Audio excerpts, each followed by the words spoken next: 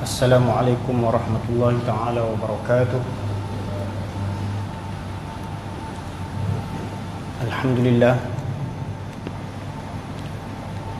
Alhamdulillah nahmaduhu wa nasta'inuhu wa nastaghfiruhu wa nu'minu bihi wa natawakkalu alayh wa na'udzu billahi min shururi anfusina wa min sayyiati a'malina. من يهده الله فلا مضل له ومن يضلله فلا هادي له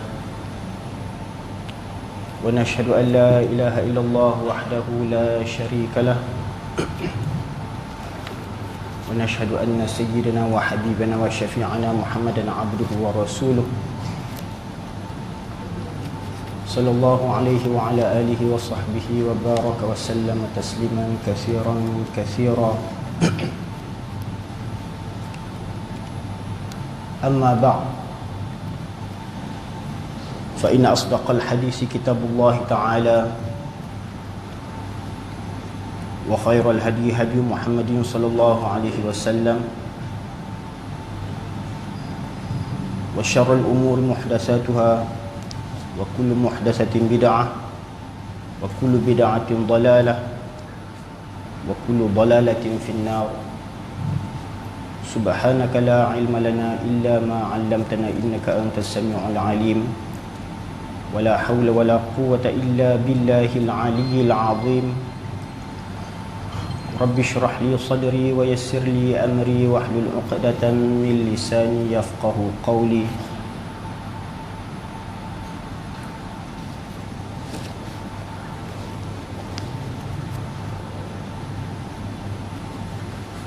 وقال الله سبحانه وتعالى ما يريد الله ليجعل عليكم من حرج ولكن يريد ليطهركم. وقال الله تبارك وتعالى فيه رجال يحبون أن يتطهروا والله يحب المطهرين. وقال النبي صلى الله عليه وسلم بني الدين على النظافة. وقال النبي صلى الله عليه وسلم مفتاح الصلاة الطهور أو كما قال عليه الصلاة والسلام.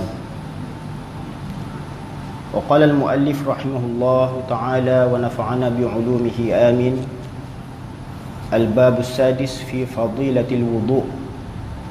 Kita sampai pada bab yang ke-6 ya, daripada kitab Al-Jawhar Al-Mawhub wa Munabbihatil Qulub karangan Al-Alim Al-Alamah Al-Syekh Ali bin Abdul Rahman Al-Kalantani rahimahullah ta'ala. Dan bab yang ke-6 ini adalah pada menerangkan tentang fadilat atau kelebihan-kelebihan amalan wudu ya. Yang mana bab yang ke-6 pada menyatakan kelebihan wudu. Firman Allah Subhanahu wa taala, a'udzubillahi minasyaitonir rajim. Idza qumtum ila sholati faghsilu wujuhakum wa aydiyakum ilal marafiqi wamsahu bi ru'usikum wa arjulakum ilal ka'bain. Yang mana Allah Ta'ala berfirman dalam ayat ini menegaskan tentang apabila kita hendak mendirikan fardu solat ya, solat yang telah difardukan, maka terlebih dahulu kita hendaklah membasuh wajah kita dan tangan kita, ya, sehingga ke pergelangan siku, dan seterusnya menyapu dengan air yang mutlak, yang bersih tadi pada bahagian kepala, dan seterusnya membasuh kedua kaki sehinggalah kepada sebuku lali. Di mana apabila berkehendak berdiri kamu kepada sembahyang, maka basuh olehmu akan muka kamu dan segala tangan kamu serta segala siku kamu, dan sapu olehmu dengan kepala kamu dan akan segala kaki kamu serta dua mata kaki kamu. Yang ini, barang siapa yang hendak sembahyang, maka wajib atasnya berwuduk dengan wuduk yang sempurna, ya. Kerana sebagaimana baginda Nabi SAW menyatakan dalam hadis baginda, miftahus salati at-tahur. Ini kunci bagi mengerjakan amalan salat, hendaklah kita dalam keadaan suci, ini tahur, taharah, ya. Riwayat daripada Abu Hurairah radhiyallahu anhu bahwasanya berkata ia sabda Nabi sallallahu alaihi wasallam, tiada daripada lelaki dan perempuan mengambil air sembahyang maka membaikkan wuduknya dan membaca kemudian daripadanya inna anzalnahu fi lailatul qadr, ini surah al-qadr, hingga akhirnya, melainkan memberi Allah Ta'ala akan dia dengan tiap-tiap huruf daripadanya. Ini tiap-tiap huruf daripada surah Al-Qadar yang dibacanya itu 100 darjat. Jadi kalau satu huruf dapat pemurnian 100 darjat, kita bayangkan ada berapa banyak huruf yang terkandung di dalam surah tersebut. Dan menjadi Allah Ta'ala daripada tiap-tiap titik air daripada wuduk itu satu malaikat meminta ampun baginya hingga hari kiamat, ya, sebagaimana yang tersebut di dalam kitab Riyadhur Rayahin. Wa qala Nabi sallallahu alaihi wasallam, man tawadda'a lis-salati fa ahsana al-wudu'a thumma qama ila as-salati fa innahu yakhruju min khati'atihi ka yawmin waladathu ummuhu, ka yawmi waladathu ummuhu. Di mana Nabi SAW telah bersabda, man tawadda'a, barang siapa yang berwudu, lis-salati, untuk mengerjakan solatnya, fa ahsanal wudu'a, dan dia memperelokkan, memperbaikkan wuduknya itu, ya, dengan sebaik-baik wuduk, summa qama ila salati, kemudian dia bangun mendirikan solat, fa innahu yakhruju min khati'atihi, maka sesungguhnya untuk dirinya itu akan keluar daripada dosa-dosanya, kesalahan-kesalahannya, kayaumi waladathu ummuhu, sebagaimana hari yang dia telah dilahirkan oleh ibunya. Maksudnya apa? Maksudnya Allah Subhanahu wa taala akan menggugurkan dosa-dosa seseorang itu, ya, yang menyempurnakan wuduknya kemudian bangun mendirikan solat, maka Allah Subhanahu wa taala akan mengampunkan segala dosa-dosanya, ya? Sehingga dia akan menjadi sebagaimana bayi yang baru lahir, dilahirkan oleh ibunya tanpa sebarang dosa, ya. Namun di sini dosa-dosa itu hanya dosa-dosa yang kecil, ya. Untuk dosa-dosa yang besar itu hendaklah dia sempurnakan dengan bertaubat, ya. Jadi kalau dia menunaikan solat itu dengan solat dengan maksud solat fardu, itu dah menjadi kefarduan yang diwajib untuk melakukannya, ya. Namun kalau dia melakukan solat itu dengan niat untuk bertaubat, maka mudah-mudahan Allah Subhanahu wa taala akan mengampunkan juga dosa-dosa besarnya, ya. Sabda Nabi SAW, barang siapa mengambil wuduk maka membaik ia akan wuduknya, yakni dengan sempurna rukun dan syaratnya. Yakni maksudnya fa ahsanal wudu'a, maksudnya dia menyempurnakan wuduknya itu dengan sempurna wuduk pada rukunnya, pada syaratnya, ya. Kemudian berdiri ia kepada sembahyang, maka bahawasanya keluar ia daripada kesalahannya seperti hari yang diperanakkan dia oleh ibunya. Yakni maksudnya diampun segala dosanya yang kecil, bukan segala dosa sampai dosa-dosa besar pun terus diampunkan, ya. Melainkan kalau dia dengan niat bertaubat. Wa qala sallallahu alaihi wasallam, dan sabda Nabi sallallahu alaihi wasallam, man tawaddaa lis-salati wa shalla kaffarallahu dhunubahu ma bainahu wa bainas salati al-ukhra allati taliha. Sabda Nabi sallallahu alaihi wasallam, barang siapa yang berwudu, man tawaddaa, ya, berwudu dengan maksud tujuan apa? Untuk melakukan solat. Lis-salati, man tawaddaa lis-salati wa shalla, kemudian dia dah berwuduk tu dengan niat untuk bersolat, kemudian dia pun melakukan solat, ya, maka sebagai imbalannya apakah yang Allah Ta'ala akan kurniakan kepadanya?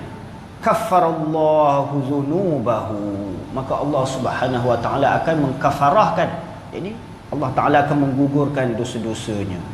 Ma bainahu wa bainas salatil ukhra, antara solat yang dilakukannya itu dengan solat yang akan datang, allati taliha, ya. Dan sabda Nabi sallallahu alaihi wasallam, barang siapa mengambil wuduk bagi sembahyang, dan sembahyang ia nescaya mengkafarah Allah Taala akan segala dosanya, ya.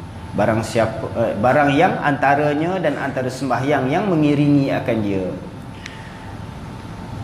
Dan sabda Nabi sallallahu alaihi wasallam, man nama ala wudu'in fa adrakahu al-maut fi tilka al-lailati fa huwa 'inda Allahi syahidun, ya.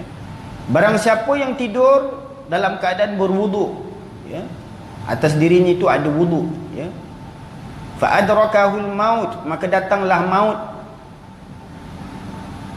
ya, pada malam tersebut ke atas dirinya, fi tilka al-lailati, pada malam tersebut, fahuwa indallahi syahidun, maka di sisi Allah dia dianggap sebagai orang yang mati dalam keadaan syahid, ya, ya. Dan sabda Nabi sallallahu alaihi wasallam, barang siapa tidur atas wuduk, maka mendapat akan dia mati pada demikian malam itu. Ini kalau kita ni, ya, nak tidur tu sebaik-baiknya kita dalam keadaan berwuduk. Mana kita tahu, mungkin kadang-kadang tidur itu pun juga adalah satu ibarat kematian, ya. Kalau Allah Subhanahu Wa Taala nak kembalikan roh kita, maka hiduplah kita. Kalau tidak, tamatlah riwayat kita atas dunia ni, ya. Jadi kalau kita nak tidur tu sebaik-baiknya kita dalam keadaan berwuduk. Kerana kalau kita meninggal dunia pun kita dianggap sebagai mati syahid di sisi Allah Subhanahu Wa Taala, ya. Maka mendapat akan dia mati pada demikian malam itu, maka iaitu pada Allah Ta'ala syahid, yakni dia dianggap sebagai mati sebagai seorang syahid.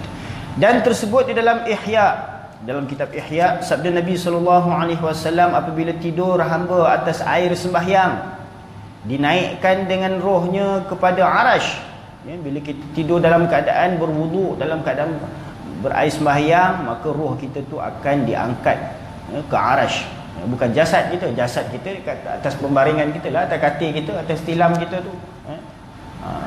Tapi roh kita tu diangkat sehingga ke arash, ya.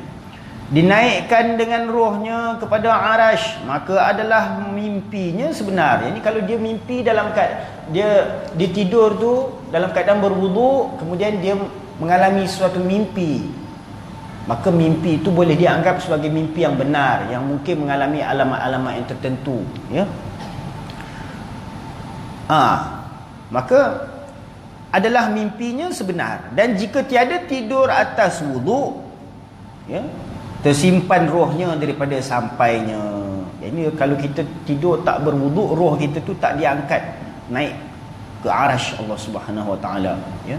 Maka demikian tidur itu bercampur ia, yakni dengan segala fikir kita atas dunia, urusan dunia yang tak selesai-selesai lagi, ya, dengan gangguan jin, syaitan, iblis, ya. Maka mimpi kita tu boleh bercampur-campur dengan berbagai-bagai unsur-unsur, ya. Kemalaikatan pun mungkin boleh ada, kesyaitanan pun mungkin boleh ada juga, ya. Yang berunsur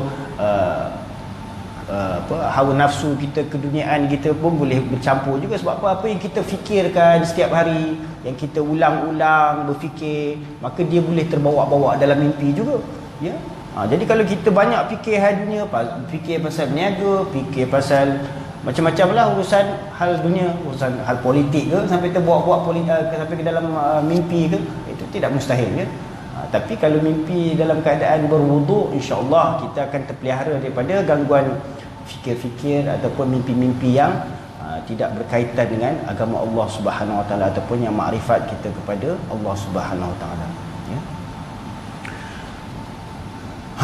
Dan tersebut di dalam Ihya ya, sebagaimana tersebut, apabila tidur hamba atas air sembahyang, dinaikkan dengan rohnya kepada arash, maka adalah mimpinya sebenar. Dan jika tiada tidur atas wuduk, tersimpan rohnya daripada sampainya, maka demikian tidur itu bercampur ia, tiada sebenar mimpinya. Jadi kalau mimpinya itu tak boleh diambil iktibar ya. Sebab apa? Tidurnya itu dalam keadaan tidak berwuduk. Wa qala an-nabi sallallahu alaihi wasallam, an-naimu at-tahiru kas-shaimil qaimi. Sabda Nabi sallallahu alaihi wasallam, an-naimu at-tahiru, an-naim sirah isim fa'il ya, daripada perkataan nama. Nama artinya naum, tidur lah. As-salatu khairu minan naum ya. Jadi an-naim artinya orang yang tidur. Orang yang tidur dalam keadaan at-tahir, dalam keadaan dia suci, taharah ya, dia tidur dalam keadaan berwuduk. Kasaimil qaim, adalah seimbang amalan itu dengan seperti orang yang berpuasa pada waktu siang. Mana ada orang puasa pada waktu malam ada ya. Dia berpuasa pada waktu siang, dan al-qaim, dan dia bangun berdiri pada waktu malam ya. Ini amalan orang-orang ahli abrar ya, berpuasa pada siang hari dan berjaga malam, bangun mendirikan qiyamul lail, bertahajud ya, dan sebagainya. Namun amalan tersebut mungkin giat dilakukan oleh orang-orang yang ahli ibadah, yang gemar melakukan ibadah ya, sebagaimana ahli-ahli ibadah, ahli-ahli abid ya. Mereka berpuasa pada siang hari dan bangun bertahajud pada malam hari ya, dengan qiyamul lail. Namun ada sabda Nabi sallallahu alaihi wasallam yang mafhumnya bahawa tidur seorang yang berilmu itu lebih ditakuti oleh syaitan daripada amalan orang ahli ibadah yang beribadat sepanjang-panjang malam ya. Jadi kalau dia tidur dalam keadaan berwuduk, maknanya dia tahu kelebihan wuduk, fadilat tentang wuduk tadi. Apabila kita dalam keadaan berwuduk, maka kita ni dalam menerima limpahan rahmat Allah Subhanahu Wa Taala ya. Bila mana kita dalam keadaan suci, kita sentiasa dalam pemeliharaan Allah Subhanahu Wa Taala, mendapat rahmat, ganjaran, pahala, keberkatan daripada wuduk tersebut ya. Jadi kalau kita tidur dalam keadaan berwuduk, maka sepanjang kita tidur tu semua kita dapat pahala ya. Seimbang dengan amalan orang yang berpuasa pada siang hari tu, berlapar pada siang hari daripada terbit fajar sampai terbenam matahari tu, dan malam dia bangun lagi buat amalan ibadah dengan tahajud, qiyamul lail dan sebagainya sampai ke subuh pun ya. Tapi itu akan menjadi satu cabaran lah kalau kita mampu buat amalan-amalan tersebut ya. Nabi sallallahu alaihi wasallam orang yang sangat kuat ibadah ya. Kalau kita kata kita ni kuat ibadah, Nabi sallallahu alaihi wasallam lagi kuat ibadah ya. Namun Nabi sallallahu alaihi wasallam menyatakan bahawa ada amalan-amalan yang mungkin kalau kita tak mampu nak menghadapi mujahadah yang berat tersebut, maka dengan amalan yang ringan ianya juga dapat mengimbangi amalan-amalan yang berat. Macam kalau kita nak bandingkan orang-orang terdahulu yang bermujahadah, berjihad fi sabilillah sehingga ke 1000 hari atau 1000 tahun dan sebagainya pun ya, nak bandingkan dengan kita umat akhir zaman yang pendek-pendek, mana kita mampu untuk nak menandingi amalan mereka yang jauh lebih lama, lebih panjang, lebih hebat daripada kita. Tapi kita sebagai umat baginda Nabi sallallahu alaihi wasallam, Nabi memberikan kita berbagai-bagai kelebihan amalan-amalan yang mana walaupun sedikit kita lakukan, tapi ini dapat mengimbangi. Walaupun mana kalau kita dapat bangun mendirikan malam Lailatul Qadar contohnya ya. Amalan itu Lailatul Qadri khairun min alfi syahr. Ya. Malam Lailatul Qadar itu lebih baik daripada 1000 bulan. Ya. 1000 bulan ni seperti 83 tahun 4 bulan. Maknanya dekat 100 tahun jugalah, ya. Jadi dengan amalan yang sedikit tadi tu dia dapat mengimbangi amalan orang-orang terdahulu yang beribadat bertahun-tahun, berbulan-bulan sampai ke 1000 bulan. Ya. Kalau orang terdahulu tu umur mereka bukan macam kita ni 60 tahun, 70 tahun. Ada yang sampai 90 tahun, nak sampai 100 tahun tu pun jarang-jarang, ya. Tapi kalau orang dahulu ada beratus-ratus tahun sampai yang mencapai 1000 tahun tu ada, ya. Wallahu a'lam. Jadi an-na'imut tahiru kas-sha'imil qa'im. Kalau kita tak mampu nak berpuasa pada siang hari dan tak mampu nak berjaga pada malam hari dengan amalan tahajud, qiyamul lail dan sebagainya, ini ada satu amalan yang dapat mengimbangi ganjaran pahala tersebut, iaitu kita tidurlah dalam keadaan berwuduk, dalam keadaan taharah. Kerana sabda Nabi SAW, an-naimut tahiru kas-shaimil qaim. Seorang yang tidur dalam keadaan taharah itu adalah seimbang, seumpama dengan orang yang berpuasa dan berjaga malam. Dan sabda Nabi SAW, orang yang bersuci itu seperti orang puasa yang berdiri sembahyang pada malam, yakni pada sudut ganjaran pahalanya. Wa qala sallallahu alaihi wasallam, man tawaddaa ala tuhrin kutiba lahu 10 hasanat. Dan sabda Nabi sallallahu alaihi wasallam, barang siapa mengambil wudu atas wudu, yakni dia dah ada wudu dah, ya. Mana tak ada batal lagi, tapi dia memperbaharukan wudu. Ini kalau kita dah, macam contoh kita dah ambil wudu untuk sembahyang maghrib tadi, dan kita dah gunakan wudu kita tu untuk sembahyang, ya. Maka tapi tak batal lagi, ya. Kejap lagi nak masuk sembahyang isyak, kita ambil lagi wudu. Itu ganjaran pahala, ya. Kata Nabi sallallahu alaihi wasallam, man tawaddaa ala tuhrin, barang siapa yang berwuduk dalam keadaan dia sudah pun suci, taharah, ya, kutiba lahu 10 hasanatin, maka akan dituliskan baginya 10 hasanah kebaikan, ya. Dan sabda Nabi SAW, barang siapa mengambil wudu atas wudu, yakni tajdidul wudu, yakni dia memperbaharukan wudunya untuk waktu solat fardu yang baru, nescaya disurat baginya 10 kebajikan, ya. Dan sunnah tajdidul wudu ini adalah menjadi satu sunnah, ya, yang baginda Nabi SAW menyarankan kepada kita sebagai umat baginda untuk membaharukan wudu kita pada setiap kali masuk waktu sembahyang. Walaupun kita masih belum terbatal lagi wudu kita, belum terkentut, ya, ataupun lagi belum buang air dan sebagainya, ya. Tapi kita memperbaharukan wudu itu. Di situ ada kelebihan fadilat wudu, ya. Wa qala sallallahu alaihi wasallam, ya. Dan sunnah ini, dan sunnah, ya, sunat tajdidul wudu itu jika sudah sembahyang dengan wudu yang dahulu, maka jika belum lagi sembahyang dengan wudu yang dahulu itu, maka tiada sunat tajdidul wudu. Ini kalau kita dah ambil wudu tapi belum sembahyang lagi, ya, belum kita gunakan keadaan kita yang suci daripada hadas tadi untuk membolehkan kita sembahyang, tapi kita tak sembahyang lagi, belum sembahyang 2 rakaat pun belum, 4 rakaat apa pun belum, ya, maka tidaklah menjadi sunnah untuk kita memperbaharukan wudu lagi. Nak baharukan wudu buat apa lagi, ya. Itu dah macam membazir-bazir pula. Dah lepas ambil wudu nak ambil wudu lagi, ya. Dia wudu ni pun kita tidak boleh nak membazir-bazir. Kalau kita basuh lebih daripada 3 kali pun itu boleh dianggap sebagai zalim, ya, kerana kita sudah membazirkan masa dan kita sudah membazirkan air. Wa qala sallallahu alaihi wasallam, la salata liman la wudu'a lahu wa la wudu'a liman lam yadhkur ismallahi alaihi, ya. Sabda Nabi sallallahu alaihi wasallam, la salata liman la wudu'a lahu, tidak ada solat bagi sesiapa yang tidak ada wuduk baginya. Ini kalau seorang tu dia tidak berwuduk, maka solatnya itu tidak terhitung sebagai sah, mana solatnya itu tidak diterima. Wala wudu'a liman lam yadhkur ismallahi alaih, dan wuduk seseorang itu tidak dikira sebagai wuduk selagi mana tidak disebut nama Allah ke atasnya. Yang ini kalau kita nak memulakan wuduk itu, hendaklah kita menyebut nama Allah, Bismillahirrahmanirrahim. Ya, kalau kita wuduk tak ada sebut nama Allah, maka wuduk kita itu pun tidak akan menjadi sempurna. Ya.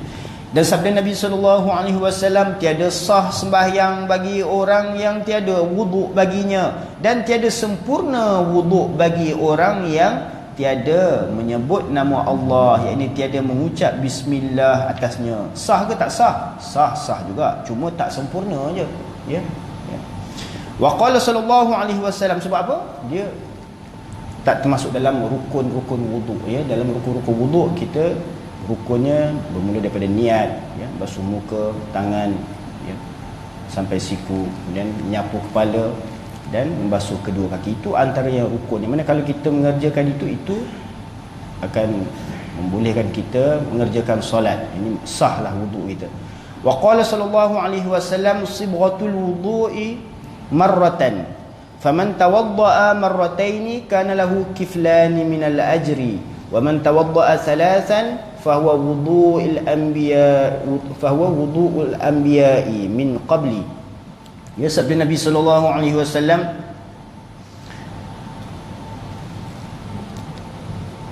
asal wuduk itu, ya, sibghatul wudu'i, asal wuduk itu marratan. Ya, asal wuduk itu kita basuh sekali-sekali aja. Mana kalau kita basuh muka sekali basuhan, ya, ratakan dia daripada ujung akar rambut ni sampai ke bawah dagu, ya, daripada anak telinga kanan sampai anak telinga kiri. Mana kita basuh sekali basuhan tanpa kita angkat tangan kita tu. Yang mana dengan sekali air tu kita basuh, sapu, meratai bahagian tersebut.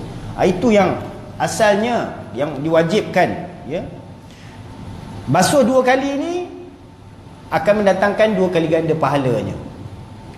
Manakala basuhan yang ketiga itu, yang kita basuh kadang 3 kali itu, ya, itu adalah merupakan sunnah para anbiya. Sebelum baginda Nabi SAW lagi, mereka berwuduk dengan mengulanginya 3 kali basuhan, ya, itu 3 kali. Dan sabda Nabi SAW, asal wuduk itu sekali pada tiap anggota.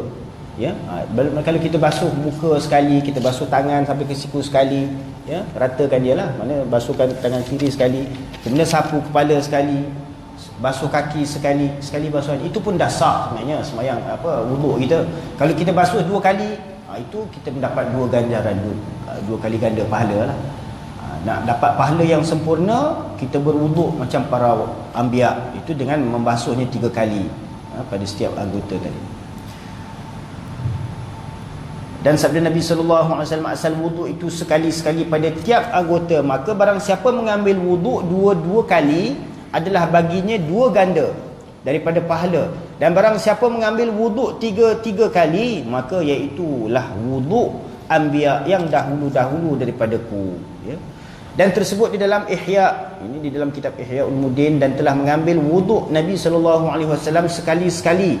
Dan sabdanya, ini Nabi SAW pernah menunjukkan kepada para sahabatnya berwuduk dengan sekali-sekali basuhan pada anggota-anggota wuduk tadi, ya. Dan sabdanya, inilah wuduk yang tiada terima Allah Ta'ala akan sembahyangnya melainkan dengan dia.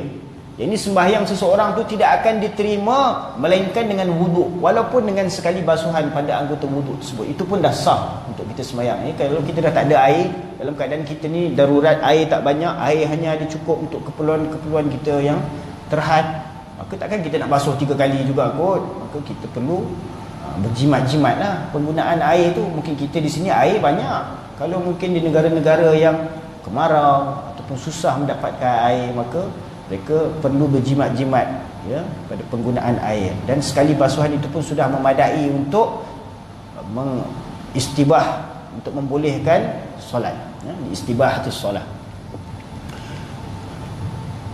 Kemudian, dan mengambil wuduk Nabi 2 kali. Kemudian Nabi SAW menunjukkan kepada para sahabatnya mengambil wuduk 2 kali basuhan pada setiap anggota wuduk tadi.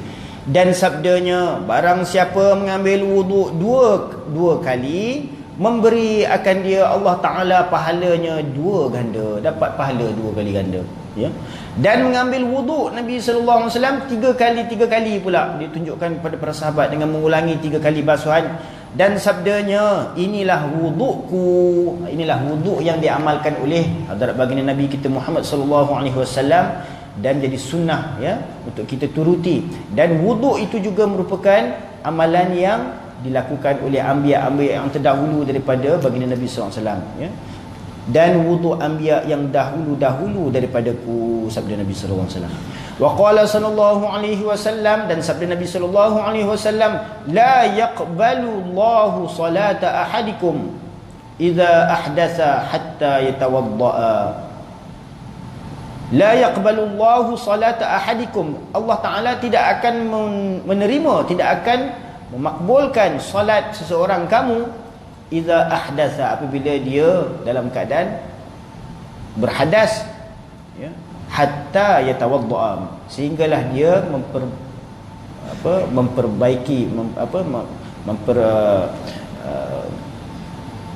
mengulangi wuduknya, ini mengambil wuduk semula. Dan sabda Nabi sallallahu alaihi wasallam, tiada terima Allah, yakni tiada sah sembahyang seorang daripada kamu apabila berhadas ya, hingga mengambil wuduk ya, ini dia hendaklah mengulangi wuduknya dan mengerjakan sembahyang semula, barulah Allah Taala akan menerima. Ini kalau dia dah terbatal wuduk, di tengah-tengah sembahyang tu terbatal wuduk, katakanlah terkentut sebagainya ya, jangan dia terus dia sembahyang tu dah tak diterima dah, sebab dia dah terbatal wuduknya. Hendaklah dia pergi berwuduk semula, kemudian barulah Allah Taala akan menerima sembahyang. Jangan dia ambil wuduk je sembahyang tidak ya, lepas ambil wuduk kena sembahyang lah. Barulah Allah Taala akan terima sembahyang yang dalam keadaan berwuduk. Wa qala sallallahu alaihi wasallam, al-wudu'u 'ala al-wudu'i nurun 'ala nurin. Sabda Nabi sallallahu alaihi wasallam, wuduk atas wuduk itu adalah cahaya atas cahaya ya. Dan sabda Nabi sallallahu alaihi wasallam, wuduk atas wuduk itu nur atas nur, yakni di sini merujuk kepada tajdidul wuduk yang saya nyatakan tadi, iaitu bila kita sudah berwuduk, kita sudah lakukan sembahyang, namun kita masih belum batal wuduk kita, adalah menjadi sunnah untuk kita memperbaharukan wuduk kita pada waktu sembahyang yang baru ya. Yakni tajdidul wuduk itu adalah kebajikan atas kebajikan, nurun 'ala nur, artinya kebajikan atas kebajikan. Riwayat daripada hadis bahawasanya hamba yang mukmin apabila selesai daripada mengambil air sembahyang, maka membaca ia doa berikut ini ya, subhanakallahumma wa bihamdika asyhadu an la ilaha illa anta astaghfiruka wa atubu ilaik. Apa maksud dia? Ya, maha suci engkau ya Allah, ya Tuhanku, wa bihamdika, dan dengan pujian kepada engkau, asyhadu an la ilaha illa anta, aku bersaksi bahawa sesungguhnya tiada Tuhan yang layak disembah melainkan engkau, astaghfiruka, aku minta ampun kepada engkau, wa atubu ilaika, dan aku bertaubat kepada engkau. Ini ucapan doa ya, maksud dia daripada apa yang kita baca selepas kita mengambil wuduk itu ya. Maka apa ganjaran yang akan diperolehi? Dimenterai cap kebajikan, ini suatu cap mohor ya. Kemudian dihantarkan dia di bawah arash, ini malaikat akan membuat satu cap mohor, dihantarkan ke arash, tiada dibuka akan dia hingga diberikan kepadanya pada hari kiamat. Ini cap itu macam satu jaminan lah untuk kita dapat pengampunan daripada Allah Subhanahu wa taala. Dan riwayat daripada Hadrat Umar radhiyallahu anhu bahwasanya Nabi alaihi salam bersabda, apabila selesai seorang kamu daripada wuduk, maka berkata ia, asyhadu an la ilaha illallah wahdahu la syarika lahu wa asyhadu anna Muhammadan abduhu wa rasuluh ya, aku bersaksi bahawa tiada Tuhan yang layak disembah melainkan Allah wahdahu, dan aku mentauhidkannya, mengesakannya, la syarika lahu, tiada sekutu baginya, wa asyhadu anna Muhammadan abduhu, dan aku bersaksi bahawa sesungguhnya Nabi Muhammad itu adalah hambanya, wa rasuluhu, dan pesuruhnya ya. Apabila kita baca doa ini, dan pada setengah riwayat ada tambahan ya, daripada bacaan doa tadi dia ada tambahan itu Allahumma ja'alni minat tawwabin waj'alni minal mutatahhirin waj'alni min ibadika salihin subhanakallahumma wa bihamdika asyhadu an la ilaha illa anta astaghfiruka wa atubu ilaik. Ya, Allahumma ja'alni minat tawwabin. Apa maksudnya? Ya Allah, kau jadikanlah diriku ini daripada kalangan orang-orang yang ahli taubat, ya, orang-orang yang selalu suka bertaubat. Kerana apa? Innallaha yuhibbut tawwabin. Ya, sesungguhnya Allah Taala itu sangat kasih, mahabbat pada orang-orang yang selalu bertaubat. Wa yuhibbul mutatahhirin, dan Allah Subhanahu wa taala begitu kasih kepada orang yang selalu dalam keadaan bersuci, sentiasa mensucikan dirinya. Jadi di sini taubat merujuk kepada penyucian batin.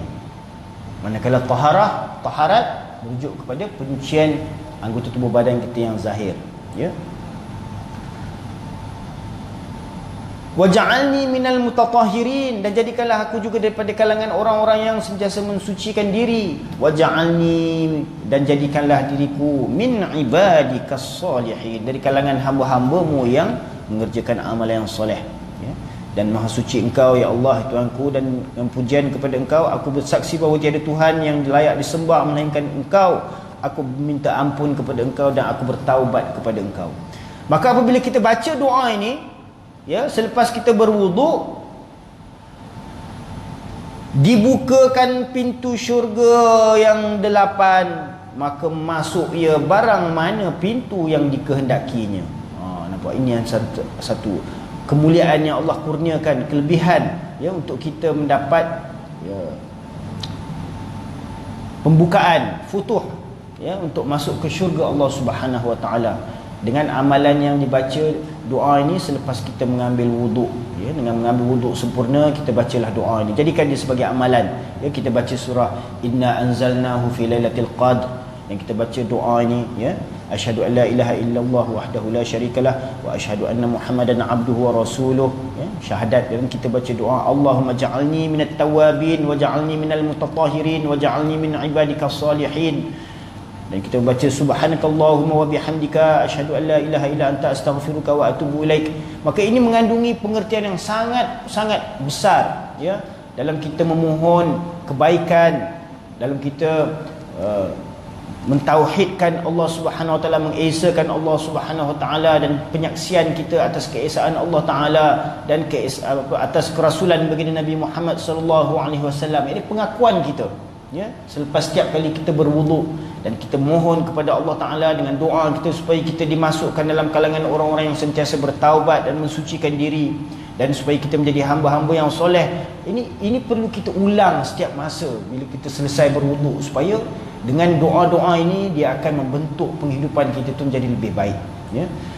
Dan daripada Nabi SAW, barang siapa membaca ayatul kursi kemudian daripada wuduknya, diberi akan dia Allah Ta'ala pahala 40 orang alim, dan diangkatkan baginya 40 darjat, dan dikahwin akan dia 40 bidadari. Itu kelebihan bila kita tambah lagi amalan, iaitu membaca ayatul kursi sesudah kita menyempurnakan wuduk kita. Maka ganjaran yang Allah Ta'ala akan kurniakan, sebagaimana Nabi SAW nyatakan bahawa Allah akan memberikannya pahala 40 orang alim. Kita ni walaupun tak alim, tapi kita beramal dengan ilmu yang kita ketahui itu, Allah Ta'ala akan mewariskan kepada kita ilmu yang belum kita ketahui, ya. Dan kita mendapat pengurnian pahala. Nampak di sini, dengan kita membaca ayatul kursi sesudah wuduk tu, pahala 40 orang alim pun dapat kita perolehi, dan peningkatan darjat 40 darjat. Dan di syurga nanti Allah akan kurniakan kahwin kita tu bukan dengan 4 orang bidadari. Kalau kat dunia ni nak kahwin 4 bidadari pun susah, ya. Nanti di akhirat Allah akan kurniakan 40 bidadari, Allah akan kahwinkan dengan kita. Tapi amalannya, kita istiqamahlah baca ayat kursi sesudah kita mengerjakan wuduk kita, insya-Allah, ya. Dan daripada Nabi SAW, sabdanya, barang siapa membaca kemudian daripada wuduknya inna anzalnahu, ini surah Al-Qadr, ya, inna anzalnahu fi lailatul qadr, sekali, ya, dengan sekali bacaan sahaja, diberi akan dia Allah Ta'ala ibadah 50 tahun berdiri sembahyang pada malamnya dan puasa pada siangnya, ya. Dan barang siapa membaca akan dia 2 kali, diberi pahala akan dia barang yang diberi akan Nabi Ibrahim dan Musa alaihi wassalam. Dan barang siapa membaca akan dia 3 kali, ya, dia membaca 3 kali surah Inna Anzalna tadi tu sesudah mengerjakan wuduk tadi, kalau dibaca 3 kali, apa ganjaran pahalanya? Dibukakan baginya segala pintu syurga yang 8, masuk ia barang mana pintu yang dikehendaknya dengan tiada hisab dan tiada azab. Allahu Akbar. Ini peluang lah untuk kita, ya. Kita ni nak kata buat amalan 80 tahun pun belum tentu lagi, ya. Sepanjang hidup, sepanjang malam, sepanjang siang kita puasa, sepanjang malam kita bertahajud pun belum tentu lagi, ya.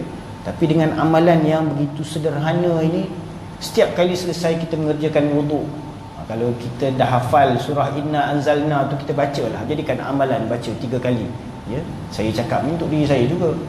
Saya pun kadang-kadang terlupa, ya. Kita nak cepat, tapi kalau kita dapat baca 3 kali, betapa besar ganjaran pahalanya tu, ya. Tak ada siapa pun boleh dapat berikan ganjaran yang sedemikian. Apa ganjaran pahala dengan tiada hisab, ya. Dan masuk syurga ikut pintu mana yang kita nak aja. Bukan kata satu pintu je boleh masuk, tak. Ini kalau syurga tu ada 8 pintu, pintu mana-mana pintu nak masuk pun boleh. Diberi kelebihan tersebut kepada seorang yang jadikannya sebagai amalan. Jadi ini peluang lah. Kita kalau masjid ni ada 8 pintu, kita boleh masuk ikut mana-mana pintu. Nak masuk ikut pintu depan boleh, pintu tepi boleh, pintu kanan boleh, pintu kiri boleh, ya. Dan sabdanya barang siapa, ya, membaca, dan pada satu riwayat barang siapa membaca akan dia sekali, ini surah Inna Anzalna tadi, disuratkan dia daripada siddiqin. Ini dia akan termasuk dalam golongan para siddiqin. Ini Allah Ta'ala akan catatkan dia itu dalam kalangan para siddiqin. Ini orang-orang yang benar dalam keimanan mereka. Dan jika 2 kali dibacanya surah Inna Anzalna itu 2 kali sesudah mengerjakan wuduk, maka disurat akan dia daripada syuhada, maka dia akan mendapat pengurnian, penghormatan, ya. Allah Ta'ala akan catatkan namanya itu di kalangan para syuhada. Dan jika 3 kali, maka dihasyarkan dia serta anbiya alaihi wassalatu wassalam. Ini kalau dijadikannya sebagai amalan membaca 3 kali surah Inna Anzalna tadi sesudah dia melakukan wuduk, maka akan dihimpunkan dia bersama dengan para anbiya alaihi wassalatu wassalam, ya, pada hari yaumul hasyar nanti. Dan sabda Nabi SAW, tiada seorang mengambil air sembahyang maka berkumur-kumur dan memasuk air ke hidungnya, kemudian dikeluarkan dia, melainkan keluar dosa daripada mulutnya dan hidungnya serta air itu. Dosa-dosa, ya, dalam mulut ni, dosa-dosa dalam hidung ni macam-macam dosa lah ada, ya. Dalam mulut kita ni macam-macam. Kadang-kadang kita bercakap perkara-perkara yang dusta, kita kadang-kadang mengumpat, melakukan perkataan mengucap perkataan yang lucah dan sebagainya, ya. Dan hidung kita ni kadang-kadang kita mungkin kita ada bau benda-benda yang tak elok, ya. Sedut benda-benda yang tak elok, ya, asap-asap kotor-kotor tu, ya. Maka dengan kita berwuduk tadi akan membersihkan, ya. Bukan kata kebersihan secara fizikal saja, tapi pada sudut spiritualnya, secara rohaniahnya, maka Allah Subhanahu Wa Taala akan gugurkan dosa-dosa, keluar dosa-dosa daripada mulutnya dan hidungnya serta air yang kita basuh tadi. Kita basuh, kalau kita nak basuh, ya, kumur tu kita kumur, masukkan air kita, kemudian kita keluarkan, kemudian hidung tu juga kita masukkan air ke dalam rongga hidung, kita sedut, ya, supaya dia dapat melalui rongga-rongga hidung. Maka dengan air yang keluar daripada basuhan tadi, maka dosa-dosa yang dilakukan oleh mulut dan hidungnya itu Allah Ta'ala akan ampunkan sekali, ya, keluar sekali. Kemudian membasuh mukanya seperti yang disuruh Allah Ta'ala, melainkan keluar kesalahan mukanya serta air itu. Ini apabila kita basuh muka kita sebagaimana yang Allah Ta'ala perintahkan, ya, faghsilu wujuhakum, ya, maka Allah Ta'ala akan gugurkan segala dosa-dosa kesalahan pada wajah kita, ya. Pada wajah kita ni apa, kadang-kadang mata kita guna untuk memandang perkara-perkara yang haram dan sebagainya, ya. Kemudian membasuh dua tangannya hingga dua sikunya seperti yang disuruh Allah, melainkan keluar kesalahan dua tangannya serta air itu. Kemudian menyapu kepalanya seperti yang disuruh Allah, melainkan keluar kesalahan kepalanya daripada hujung rambutnya serta air itu. Kemudian membasuh dua kakinya hingga dua mata kakinya seperti yang disuruh Allah, melainkan keluarlah kesalahan dua kakinya daripada hujung jari kakinya serta air itu. Ini dengan air yang keluar, yang apa, yang kita basuh tadi tu, anggota wuduk kita tu, semua dosa-dosa kita akan gugur keluar sekali bersama dengan air tersebut. Kemudian berdiri ia, maka memuji ia akan Allah dan sana, jadi sana ini memuji-muji atasnya dengan barang yang ia ahlinya. Kemudian ia sembahyang 2 rakaat, yakni sunat wuduk, ya.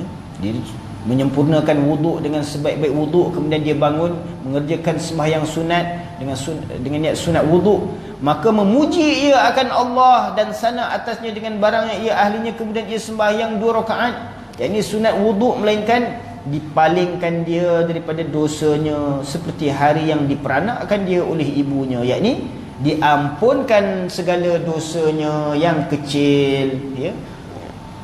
Dengan kita menyempurnakan wuduk kita sesempurna wuduk, maka kita mengerjakan sembahyang 2 rakaat, ya, sembahyang sunat, ya, sembahyang sunat wuduk, atau kita niat untuk sembahyang sunat taubat sekali, ya, maka Allah Subhanahu Wa Taala akan gugurkan dosa-dosa kita.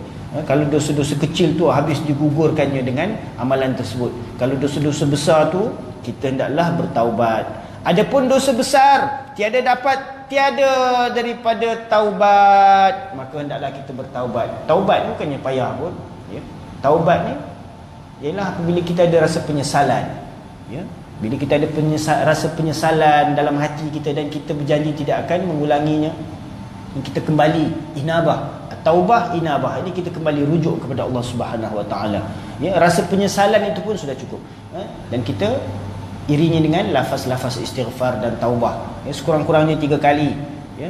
Dan orang yang mengekalkan air sembahyangnya terpelihara ia daripada tipu daya syaitan. Ini satu amalan yang patut kita jadikan sebagai amalan kita yang istiqamah, ya. Kita ni nak buat amalan yang besar-besar pun kadang-kadang kita tak mampu, tapi amalan berwuduk ni sangatlah mudah, ya. Mana kita sentiasa cuba kekalkan diri kita tu dalam keadaan berwuduk, ya. Kalau kita dah terbatal wuduk tu, kita segera memperbaharukan wuduk. Nak lagi elok, selesai perbaharukan wuduk, terus sembahyang 2 rakaat. Jadikan itu sebagai satu amalan, sebagaimana Hadrat Bilal radhiyallahu taala anhu, yang mana Nabi sallallahu alaihi wasallam dengar bunyi terompah dia tu dah. Waktu malam Isra Mi'raj, Nabi dah naik ke langit, terdengar bunyi terompah Bilal dah sampai dah kat langit, ya. Nabi baru naik, terompah Bilal pun dah berbunyi dah kat sana, ya. Dengan amalan yang dilakukannya sentiasa memperbaharukan wuduk dia, dan selepas dia memperbaharukan wuduk dia, dia terus mengerjakan solat. Hikayat daripada Khalid bin Hamid rahimahullah ta'ala, ya, ini sebuah hikayat, ini sebuah kisah. Sebenarnya berkata ia adalah seorang perempuan pada masa Nabi Isa AS. Ini pada zaman Nabi Isa AS ada seorang wanita, ia membakar roti, ya, dia sedang tengah membakar roti. Mendengar ia akan bang, dia dengar bunyi seruan azan, ya, memanggil, menyeru untuk mengerjakan solat. Maka meninggal ia akan rotinya. Ini dia pun tinggallah dapur dia tu dengan roti itu, tengah-tengah duk buat roti tu, ya, dengan dapur dia ditinggalkan sebabkan dengar bunyi azan tadi. Dia segera meninggalkan amalan tersebut, terus pergi mengerjakan solat di dalam tempat membakar roti itu. Maka meninggal ia akan rotinya di dalam tempat membakar roti itu, dan membimbang ia dengan sembahyang. Jadi dia risau tentang hal sembahyang dia. Dia tak ada fikir risau tentang hal roti itu terbakar ke hangit ke, ya, itu dia tidak fikir. Maka datang syaitan atas rupa perempuan dan masuk ia atasnya. Ini ketika wanita tersebut nak mengerjakan sembahyang, ya, datanglah syaitan ni dalam rupa seorang wanita, ya. Dia datang, dia masuk kepada wanita yang nak sembahyang ni, dia masuk dalam mana? Dia masuk dalam ruang fikiran dia, dalam khatrah dia, dalam lintasan fikiran dia. Dan berkata, ya, sudah hangus roti engkau. Kau nak sembahyang ni, roti kau tinggal hangus tu. Dia cuba nak memberi lintasan-lintasan gangguan khatrah, ya. Hangus roti engkau pada tempat pembakarnya. Maka berkata ia, bahawasanya Tuhan yang aku sembahyang baginya terlebih baik daripada rotiku itu. Ini sembahyang aku ni untuk menghadap Tuhan ni, ini lebih besar nilainya nak bandingkan dengan roti yang ada dekat dapur tu. Apa sangat, ya? Tu boleh buat lain, ya. Maka tiada hirau ia, tak hirau dia dengan khatarah lintasan syaitan tadi. Maka keluar syaitan itu daripadanya, putus asa, tak dapat dia nak menggoda, ya, wanita tersebut. Dan memasuk ia akan anaknya ke dalam tempat pembakar roti, ya, fauran, tempat pembakar roti. Jadi syaitan tu dia cuba memperdaya anak perempuan tadi, ya.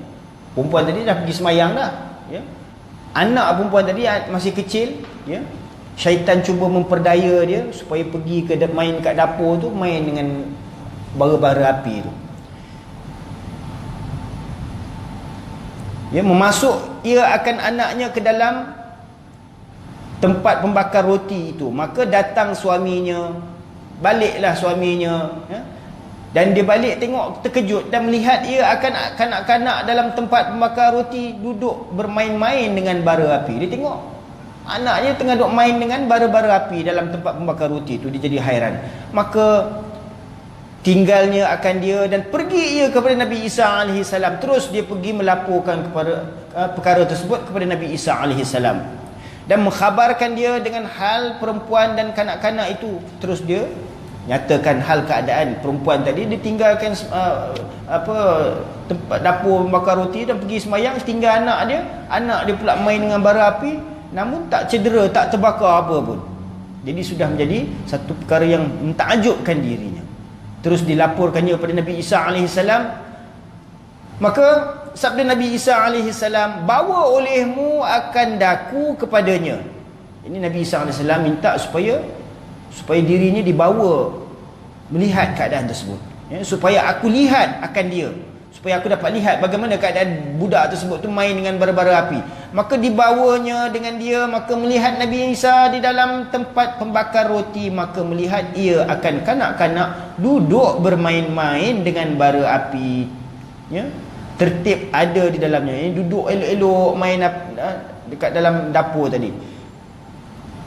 Di dalamnya pohon delima keluar buahnya. Dia tengah dia main dalam bara api, dalam main dalam dapur. Dapur buat roti ni macam dapur apa? Tempayan tu. Ya, macam orang buat roti nan tu. Dapur macam tu. Maka keluar buahnya. Keluar dalam dapur tadi tu pohon delima dengan buah-buahnya sekali. Dan kanak-kanak itu memakan ia dengan mengisap ia daripadanya. Ya. Setiap bara api itu akik dan lu'lu' bermain-main kanak-kanak dengan dia. Ini bara-bara api itu tiba-tiba bertukar menjadi batu permata, akik dan lu'lu', dan kanak-kanak itu bermain dengan batu-batu tersebut, ya. Asalnya dia bara api, tapi dengan kemuliaan yang Allah Ta'ala kurniakan, karamah tadi, ya, maka bara-bara api tersebut bertukar menjadi batu-batu permata, ya. Dan kanak-kanak tersebut bermain dengan batu-batu tersebut. Maka kata Nabi Isa AS, datangkan olehmu perempuan itu kepadaku. Bawa mak budak ni mana, bawa mak dia. Apa amalan mak dia ni hebat sangat ni sampai anak dia tu tak cedera apa-apa, ya. Maka didatangkan dengan dia. Maka bertanya Nabi Isa AS akan dia, apa kelakuan kamu? Jadi apakah amalan kamu yang begitu istimewa sekali sehingga mendapat kemuliaan yang sedemikian, ya? Apa kelakuan kamu sekira-kira dimuliakan kamu dengan kemuliaan ini? Nampak? Kemuliaan itu karamah lah, ya. Kalau dengan Nabi-Nabi ni dia mukjizah, ya. Kalau bukan Nabi, orang beriman itu berlaku karamah, ya. Karamah apa yang kamu dapat ni, ya? Amalan apa yang kamu buat ni? Hairan Nabi Isa AS bertanya kepada wanita tersebut. Maka berkata perempuan itu, hai Ruhullah. Ruhullah ni gelaran untuk Nabi Isa AS, ya. Pada masa berakalku, ini waktu aku dalam keadaan berakal, ini waktu tidak hilang akal lah, ya. Aku peliharakan 3 perkara. Ini 3 perkara yang sentiasa aku pelihara dalam keadaan aku sihat akal fikiran ini, iaitu, dan aku amalkan dia. Ini menjadi amalan baginya, dia pelihara dan dijadikan dia sebagai amalan. Ya, apa amalan tersebut? Pertama, tiada hilang daripada aku wuduk melainkan aku sediakan air bagi wudukku. Ini dia sentiasa memelihara wuduknya. Bila putus wuduk, terbatal wuduk, dia segera memperbaharukan wuduknya, sehingga disediakan satu bekas untuk dia, bekas air tu untuk dia memperbaharukan wuduknya. Itu jadi amalan dia, sentiasa memperbaharukan wuduk. Apa yang kedua?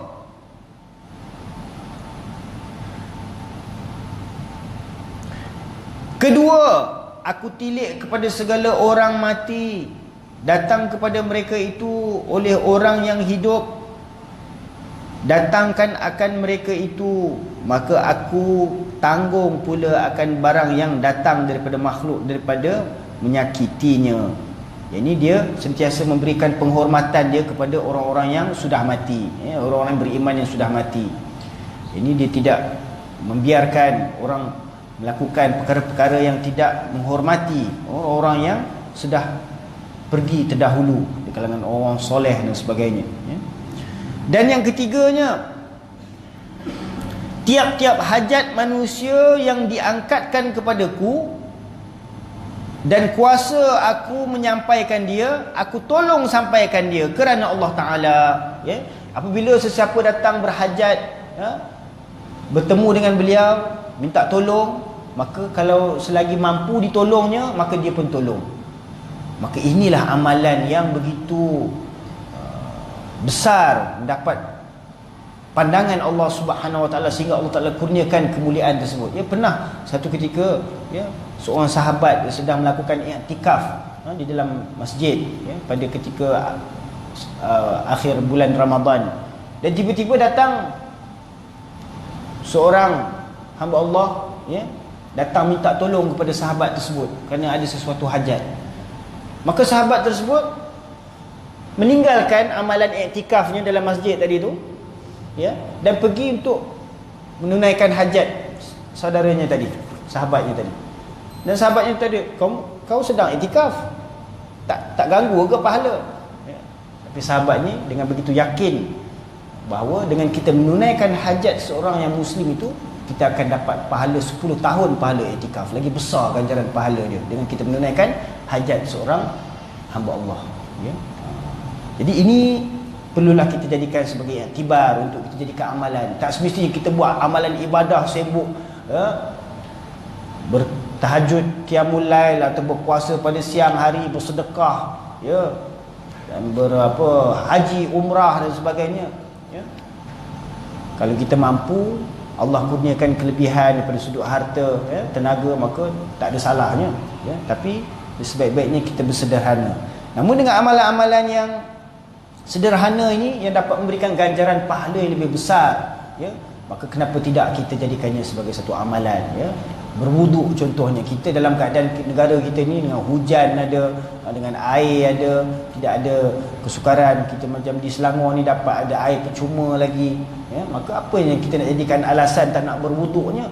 Bila kita dalam keadaan berwuduk, maka kita terpelihara daripada gangguan tipu daya syaitan, ya. Baik kejahatan-kejahatan manusia, jin dan iblis sebagainya pun akan menjadi sukar nak tembus, nak ganggu kita, ya. Itu kelebihan-kelebihan wuduk, dan banyak lagi sebenarnya kelebihan-kelebihan berwuduk ini.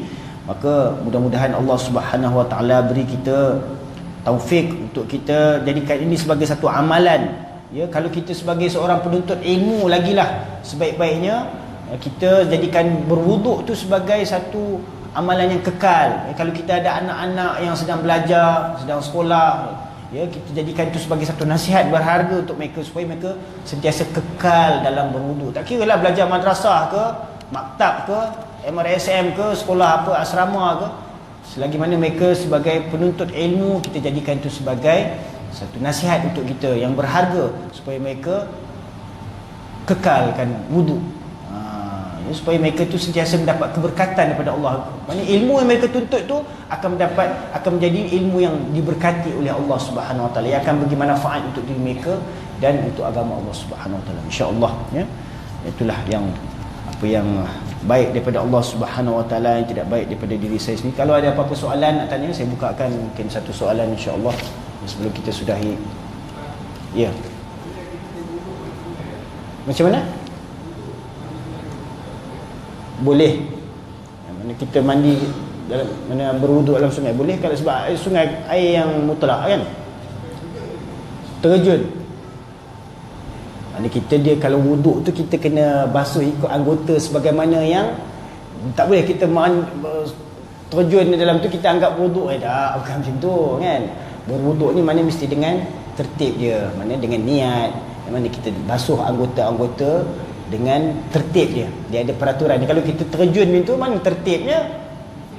Terus habis semua dibasuh. Kan? Jadi itu kalau kita niat mandi tu lainlah cerita. Kan? Kalau kita berwuduk tu mana kita dengan membasuh. Sebagaimana yang Allah Taala firmankan, "Iza qumtum ila solati faghsilu wujuhakum." Basuh wajah kamu. Mana bila basuh wajah kamu dengan penggunaan air yang ditentukan, dengan syarat-syarat, dengan kaifiat-kaifiat yang telah ditentukan. Wallahu a'lam. Tayamum bila kita tidak ada air ataupun dalam keadaan kita macam mana? Tak bersih. Tayamum juga adalah satu kaedah penyucian sebenarnya. Tayamum ni kalau kita fikir dengan logik kita, memanglah nampak macam tak bersih sebab kita gunakan debu, pasir kan. Tapi hakikatnya itulah untuk kita menyucikan diri kita, sama ada kita menggunakan air ataupun kita menggunakan debu tanah untuk bersuci, ya. Dan tayamum ni mana bila kita nak bertayamum tak semesti kita basuh macam kita berwuduk tu semua nak kena basuh muka dan nak kena basuh tangan, kemudian nak sapu kepala, nak kena basuh kaki, tidak, ya. Bila kita bertayamum tu hanya kaifiat dia, kita tepuk untuk muka, sekali tepukan, dan yang keduanya untuk bahagian tangan kita, ya. Kita sapu tangan kita dan dengan sekali tepukan tadi itu untuk tangan kanan dan tangan kiri. Itu adalah kaifiat untuk kita bertayamum, dan sah semayang kita kan dengan tayamum tadi, ya. Dia tidak ada kata dengan bertayamum tu ada rasa kotor, itu maknanya mungkin kita tak dapat nak memahami lagi tentang hakikat penyucian dalam agama Allah Subhanahu Wa Taala. Ya, ada apa-apa lagi soalan nak tanya?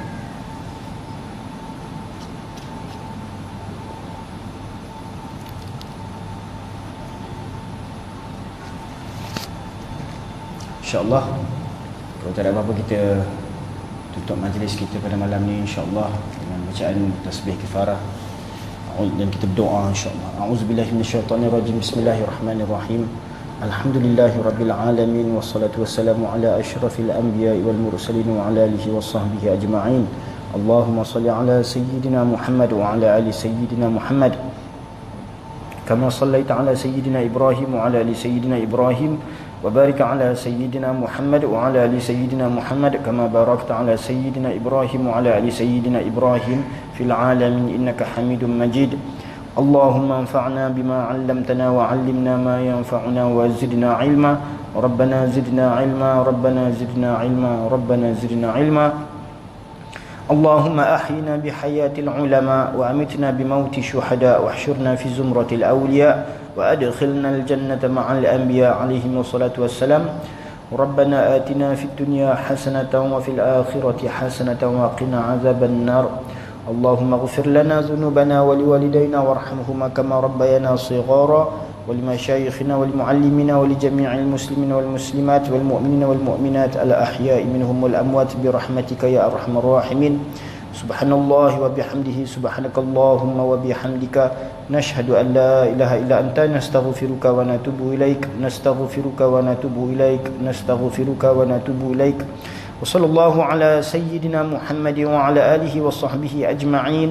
سبحان ربك رب العزة عما يصفون وسلام على المرسلين والحمد لله رب العالمين.